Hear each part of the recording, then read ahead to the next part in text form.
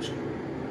আমি প্রতি মাসেই কিছু গরিবদের জন্য খাবার এবং বস্ত্র এবং কিছু অসহায়দের জন্য বিভিন্ন সামগ্রী নিয়ে বিভিন্ন জায়গায় কিন্তু যাই। এবার গতকাল আমি কিছু চকলেট নিয়ে গেছিলাম মালদা স্টেশনে বাচ্চাদের জন্য খাবার নিতে। সেখানে আমার সাথে দেখা হয় একজনের বৃদ্ধ বয়স্ক মানুষের, যিনি বলেন, আমি খুব ক্ষুধার্ত, আমার কিছু খাবার অর্থ প্রয়োজন।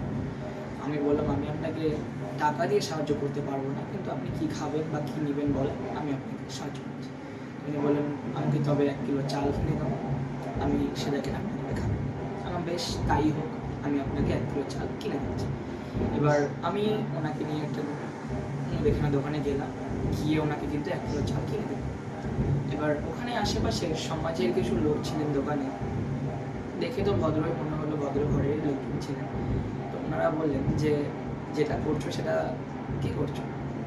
এখন কী করছি মানে ওনার সাহায্য করলাম। উনি অসহায় ক্ষুধার্ত, উনি চাইছেন, বলছে, ছোটো আছো এখনও, দুনিয়া চিনো না। দুনিয়া চিনি না মানে? দুনিয়া চিনা কী আছে?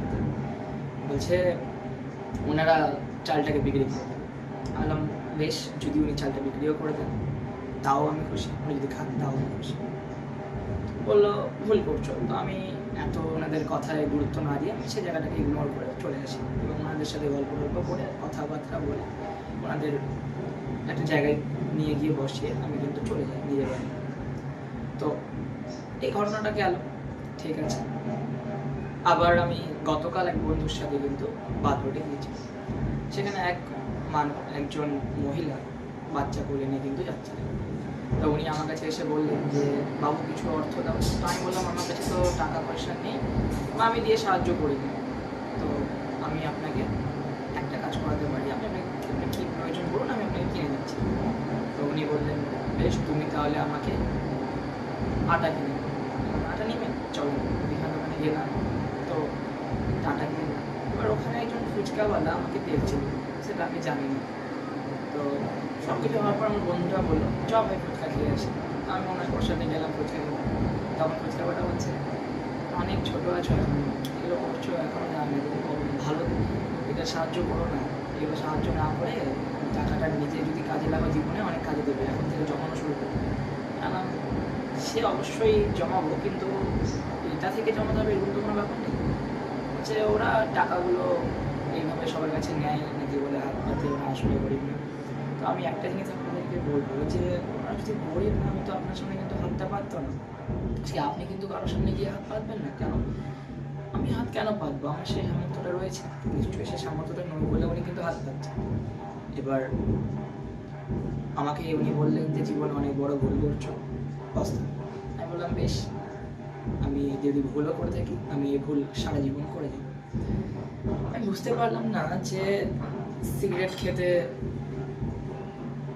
কোনো ভুল নেই, অ্যালকোহল খেলে কোনো ভুল নেই, কোনো খারাপ কাজ করলে কোনো ভুল নেই, কিন্তু একটা অসহায় মানুষের সাহায্য করলে ভুল। এটা কেমন ভারতবর্ষ আমাদের, এটা কেমন জনগণ আমাদের? আমি এটুকুই আপনাদের কাছে বলার জন্য এই ভিডিওটা তৈরি করছি যে, যদি কাউকে সাহায্য না করতে পারেন, কাউকে বলবেন না যে সাহায্য করিস না। আপনি না করতে পারেন, অন্য কেউ তো করতে পারে। আজ আমাকে ভগবান সেটুকুরা সামর্থ্য দিয়েছে, আমি লোকের সাহায্য করতে পারছি, তাই আমি করছি। দয়া করে কাউকে বলবেন না যে তুই ওকে সাহায্য করিস না, ও অসহায় না। আজ 1-2 জন মানুষ হয়তো এরকম ছল করে বা অভিনয় করে কিন্তু এটা উপার্জন করছে, তাই বলে এই তো না যে সবাই এভাবে উপার্জন করছে। আর একজন মানুষের জন্য আপনি গোটা নিম্নবিত্ত মানুষদের কিন্তু এই চোখে দেখেন না। আশা করি আপনারা আমার কথা বুঝতে পেরেছেন। আমার সাথে এতক্ষণ থাকার জন্য